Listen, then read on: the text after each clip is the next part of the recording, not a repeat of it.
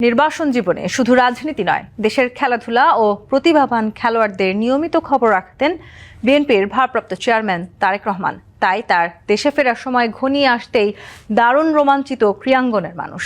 তাদের প্রত্যাশা, দেশের খেলাধুলায় একটা পেশাদার কাঠামো তৈরি করতে ভূমিকা রাখবেন তারেক রহমান।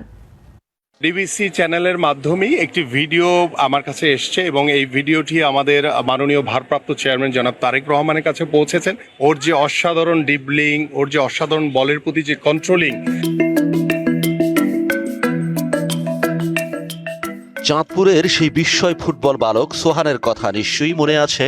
গেল আগস্টে সোহানের ফুটবল প্রতিভা নিয়ে ডিবিসি নিউজের করা প্রতিবেদন নজরে আসে বিএনপির ভারপ্রাপ্ত চেয়ারম্যান তারেক রহমানের। প্রবাসে থেকেই সেই সোহানকে যেন পুরো বাংলাদেশকে চেনালেন স্বয়ং তারেক রহমান। তারেক রহমানের নির্দেশেই সোহানের বাড়িতে ছুটে যান জাতীয় ফুটবল দলের সাবেক অধিনায়ক ও বিএনপি নেতা আমিনুল হক। ফুটবল হওয়ার স্বপ্নে বিভোর সোহানের দায়িত্ব নেন তারেক রহমান। সেই বার্তা সোহানের পরিবারের কাছে পৌঁছে দেন আমিনুল। আমাদের মাননীয় ভারপ্রাপ্ত চেয়ারম্যান জনাব তারেক রহমান তিনি আমাকে বলেছেন যে ইমিডিয়েটলি তুমি সোহানের বাসায় যাবা, গিয়ে সোহানের পড়াশোনা, ওর খেলাধুলা এবং ওর পরিবারের সকল দায়িত্ব আমাদের দল বিএনপি নিবে। হার্টের যত্নে বিশ্বসেরা ক্যানোলা তেল এখন বাংলাদেশে। তারকা ফুটবলার ঋতুপর্ণা চাকমার মা আক্রান্ত ক্যান্সারে, সেই খবরও দৃষ্টি এড়ায়নি তারেক রহমানের। বিএনপি নেতা রুহুল কবির রিজভী আহমেদ সহ বেশ কয়েকজন নেতা তারেক রহমানের নির্দেশে ছুটে যান রাঙামাটির দুর্গম পাহাড়ি অঞ্চলে ঋতুপর্ণাদের বাড়ি।